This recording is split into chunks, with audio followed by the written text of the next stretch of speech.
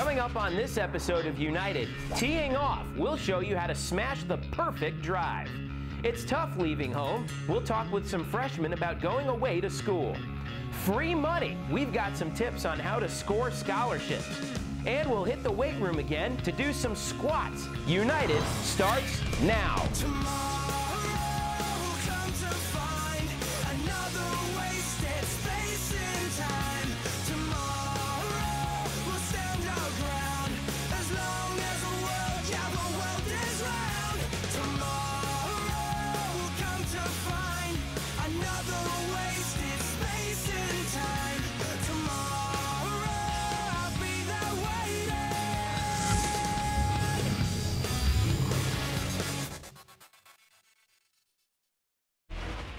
Hello, welcome back to United. I'm Stephen Helmkamp, and today we have a very special guest, UKnighted, who's the head UCF men's golf coach. How are you? Good, thanks for having me. Appreciate it. Mr. Kneider, what are we going to be doing out here today? Well, we're going to cover some of the fundamentals of the game, the tips, you know, your ball position, your grip, your stance, and how you pivot, and how you turn your body, and how you control your balance and your follow through. What can you tell us that are some of the basic characteristics that beginners, just people starting out in the sport, could start up to learn? I think the fundamentals of the game. The grip's so important. It's the only thing that holds the club directly. How you position your stance, how you set up to a golf ball, how you get your correct posture. All that's the most important part when they start the game. And what other advice could you give to young kids wanting to get into the sport but don't know necessarily where to start?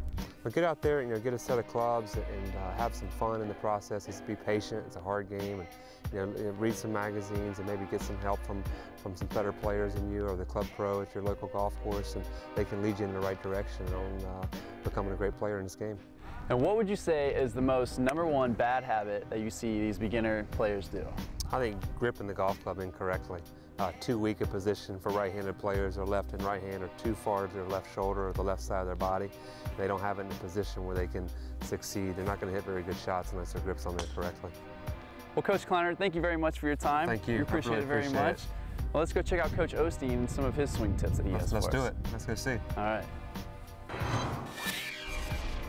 Hey, good morning. I'm head coach Nick Kleiner of the UCF men's golf team. I'm here with assistant coach Evan Osteen, and we're going to go over a little bit of stance and posture so you can make sure you get addressed to the golf ball correctly today. Go ahead, Evan. Go ahead and take your stance. You can see right here he's got a driver in his hand. His width of his stance from the insteps of his feet are roughly shoulder width apart. There's a little gray area there, but you want to make sure you have a solid base before you take the club back. You can see that the end of the club is pointing right in the center of his body, so he forms kind of a triangle with the arms in the club. He's also slightly bent over from his hips. He's got a slight knee flex, and his arms are hanging right down in front of him, straight down from his shoulders. So now he's in a very athletic position to make a good golf swing. The grip in the golf club is something that's extremely important because it's the only thing that directly holds onto the club. So it's important that you get a nice neutral grip, or maybe a slightly strong grip if you have a mistake. You can see Coach Osteen here in his left hand here. The V between his index finger and his thumb is going to, roughly, if you draw an imaginary line, go up into the right shoulder area. If he puts his right hand on there correctly, that V between the index finger and the thumb should roughly, if you draw an imaginary line, go up into the same point. That way they work as a unit together. Now there's 3 different ways to grip the golf club.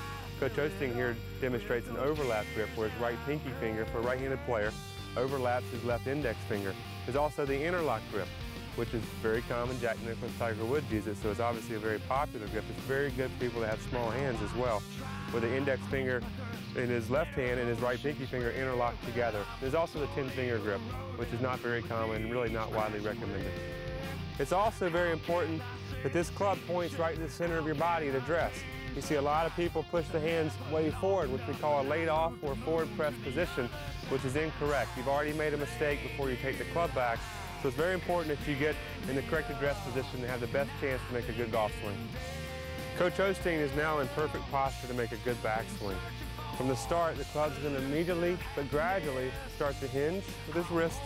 His arms are swinging up as his shoulders are turning. You can see right here he's made a nice full shoulder turn where his back is facing the target. That's always a very good checkpoint. Make sure your back is facing the target. And you can see his hands in the club are away from his body. Okay, he has good extension right here, a nice turn. His feet are on the ground, which is very important. Maintain that flexibility, kind of winding up like a rubber band. and now he's in position to start his downswing. Assuming that you're set up correctly here, which Coach Justine is, and his arms are hanging naturally down from his shoulders, a common mistake with the shoulder turn, you can see his spine angle is bent whatever degrees it is based on your body build. There's a lot of beginners, they go back, they'll raise up as they turn and go away from the golf ball, which is a huge mistake because it's hard to turn the club back to the ball in the same position every time. Or they'll start here and they'll go straight down, which makes their arms go way too far across their chest or their body in the backswing. So it's very important that whatever spine angle you establish at address, that you make sure you turn in that same spine angle, which Coach Osteen did there perfectly. Okay, from here, Coach Osteen made a beautiful turn into the top of his backswing. He's ready to begin his downswing. He's going to start from the ground up. His feet and his hips are going to slightly bump towards the target as his arms naturally fall straight down towards the golf ball. His back of his left hand and forearm are going to square the golf club and hit the inside part of the golf ball. And his legs and his arms are going to start to swing through the golf ball up into a full follow-through position with his weight on his left foot. He's up on his right toe, and his arms are up over his left shoulder. And he's looking up for his great golf shot. From the UCF Golf Practice Facility, I'm Stephen Helmkamp. Make sure to keep watching as we got more United on the way. Did you know that you can search for college scholarships without having to pay a fee or subscribe to a scholarship search service? Billions of dollars of financial aid are available in various scholarship opportunities, and many online search engines take only a few minutes to register. Stay tuned to United to hear some great tips on how to find those crucial dollars for college. We'll be right back.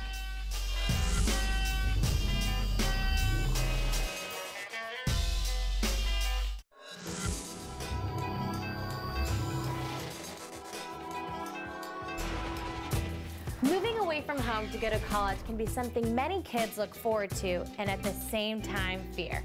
For UCF student athletes, the distance they've traveled can be thousands of miles or even countries away from their friends and family. You're about to hear the new experiences and adventures for those that are leaving home for the first time. The scariest part of leaving to become a student athlete is just being away completely and being an adult, like pretty much for the first time.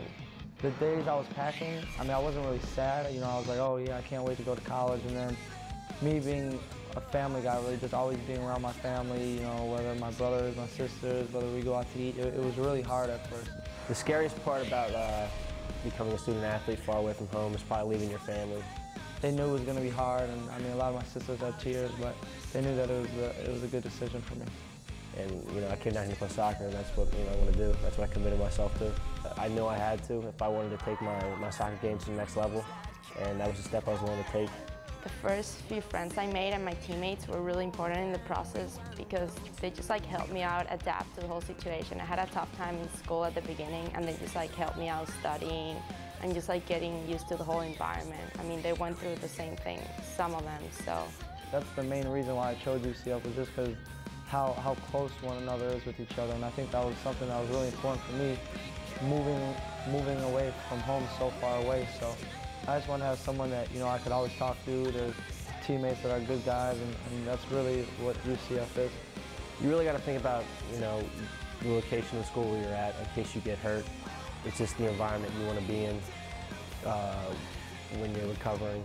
At the same time, it's a lot of fun because you're an adult now, so you have to clean your bathroom, you have to make sure your room's clean, you have to do your laundry, so it's a big part of growing up, and I think that was the most exciting part, just being able to grow up and being able to put all the pressure on me and make all the right decisions. It just takes time, it doesn't come easy to get used to being by yourself without your family, far away. So, if you're hungry, you can't say, hey Mom, can you go pick me up something to eat? You're on your own, so it's tough, but you get used to it after a while. Things are getting so much better, and it's just I still have time ahead of me, but time went by so fast, and I just see I'm so much more mature, and I can take care of myself so much better. I'm just gonna remember all the good times I had with my friends. All the times that we hung out, stayed up late, talked about everything and anything, and just really take that on, and I'm sure we'll all be good friends for years to come after that. And that's just something that's really special.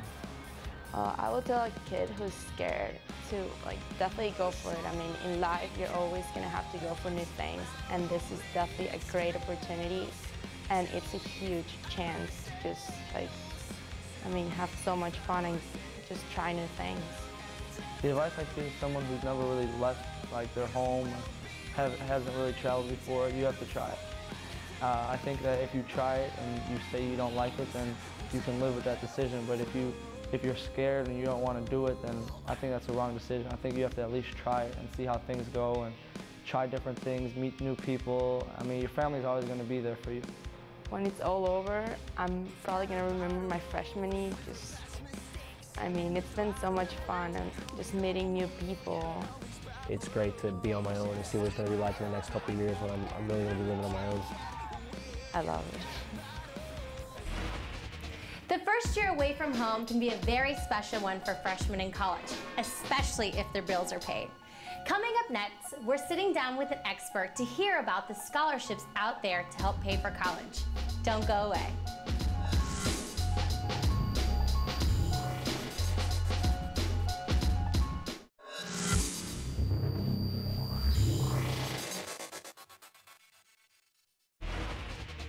Welcome back here to United. Scott Adams with you. We're being joined here today by the Associate Vice President of Undergraduate Admissions at the University of Central Florida. As it's never easy making those college choices when you're in the high school level there, Dr. Chavez. And I know one of the big things that parents and family members always sometimes worry about is money to go to college. So one of the things we have you here today to maybe help us explore a bit are some of the opportunities that are out there for prospective students going on to the next level in terms of gaining some financial aid or some assistance. I know there's handfuls of them out there, is there not? There are a lot of opportunities out there, and the most important thing for families is to do a couple things. One, students need to be in touch with their guidance departments because they are a resource that is just unmatched across the country. Number two, students, once they narrow down their list of colleges and universities, they should talk to the financial aid folks at those colleges as well as check out the websites for the financial aid offices because that is just valuable information. And number three, and I think this is the most important, is that every family should do a scholarship search. And that means they should go out on the internet and search as many scholarships that might apply to their child or son or daughter. 21st century, a wealth of knowledge out there on the World Wide Web where just simple searches on a regular basis, going out to maybe on just the state level and then thereafter beyond that, but searching there for scholarships, grants, aids, financial assistance, what have you after that. There's a lot of information out there, but I would even encourage them to search at the local level because there are over $2 or $3 million a year that never get used by students who are transitioning from colleges, from high school to college. And that is such an important resource that oftentimes, even in your local community, you miss. And speaking of here at the University of Central Florida, in-state scholarships that are available for individuals depending on how they performed as a student there at the high school level, all the way through up from elementary to middle school to then into high school. There are certain scholarships that are available that many students don't even know about. That's right. And one of the most important is the Bright Futures Award. So many students are able to qualify for the Bright Futures Scholarship with a B average in high school. So again, they need to make certain that they are in touch with their guidance department to find out the particulars and the requirements for qualifying for those scholarship awards. Okay, so a student has possibly gone out, they've seen maybe some of these scholarships that are available, they've searched online, they've gone to their guidance counselor. The next step after that, the filling out, obviously, of some of this information, where sometimes your guidance counselor can help you out, a parent can help you out, but if there's ever questions about certain specifics of the actual maybe documents that you're there to fill out, what's the next step in terms of finding out what am I supposed to put here? Sure. Well, the most important document is the FAFSA form, which is the free application for student aid. And every student can go out on the government website, which is www.fafsa.ed.gov, where they can find the FAFSA, and it's a wonderful illustration of information that will walk you through that process. It can be kind of daunting, so they really do need that help. The second thing, of course, is to contact the college or university to which they've applied, because the financial aid staff there will be helpful in sharing information about scholarships that are available that students may not know about. And outside of just your guidance counselor or going there onto the web, how about your friends who've maybe been there, done that? It's always nice to be able to get a perspective from up here. Why not go and ask some individuals that have maybe done that before you, or guys and gals that are doing it right there along with them? Well, if you have siblings, older brothers or sisters, that's one resource. Friends are another resource. But the important thing to remember is that no two students are alike. And so it's very important to go to the experts and get that information. You'd be surprised, Scott, about the number of rumors that are out there about what kinds of scholarships are available. So if you check with guidance counselors, check with the financial aid offices of the colleges and universities, you'll be in great shape. Covering all of your bases in terms of possibly getting some aid there to go into the collegiate level, furthering your education, always a big plus, at least in today's times, is it not? Absolutely. Well, Dr. Chavez, we appreciate you stopping by, chatting a little bit about this, as I know it's always big decisions when it comes down to crunch time in terms of maybe looking beyond as to what that next level of education is going to be. That's right. Thank you for having me. Well, we'll have more right here on United, so stay right there. Hey, this is LT from 101.1 WJRR. You're listening to the best sounds of area music. UCF Athletics, Access Magazine, and WJRR are proud to support local artists.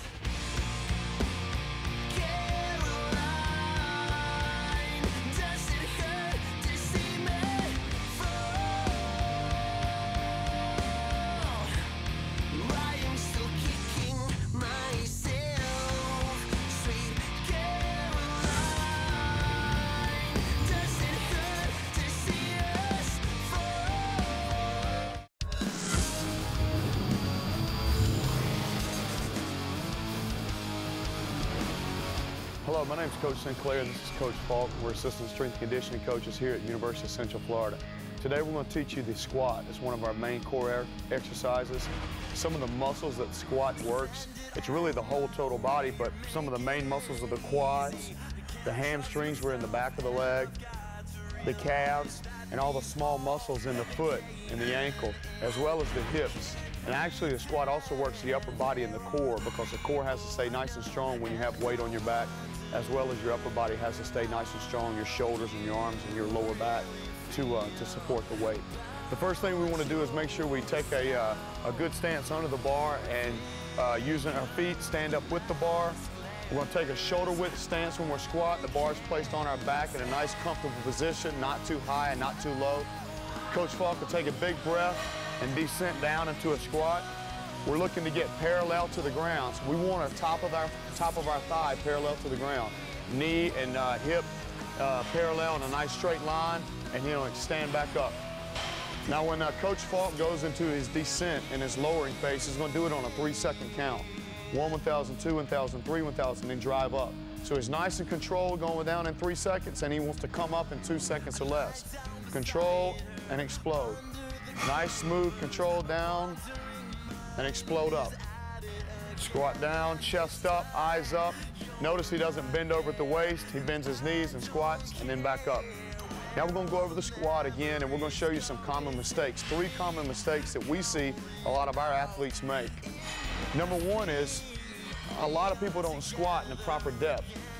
We have freshmen come in and say they're squatting 500 pounds and they do one of these, a quarter squat. There's a time and a place for quarter squats, but when we're regular squatting, to us, if the top of the thigh is not parallel to the ground, it's not a true squat. So one way we fix that is just have the athlete continue to squat. Say, hey, squat down, good, and back up. Or we'll put a bucket or we'll put something under them so they can feel where they need to be and then come back up so they kind of feel that deep squat position. Number 2 common mistake we see is when an athlete squats and they start bending over at the waist. Now he's using all his lower back and none of his hamstrings, legs, and hips to squat. So one way we try to fix that is tell him, hey, eyes up, chest up, pinch your shoulder blades together, big deep breath. Now keep your chest up and squat. And we may actually even put our hands on the athlete, hold them there. And back up and down. chest up, and up. So that's maybe the second thing we see. The third thing we see is the heels coming off the ground, and that's usually due to lack of flexibility. The athlete will squat and they'll bring their heels up off the ground. One more. And there's a couple ways we fix that. Number one is we may take a weight and actually stick it under their feet. So we take a weight,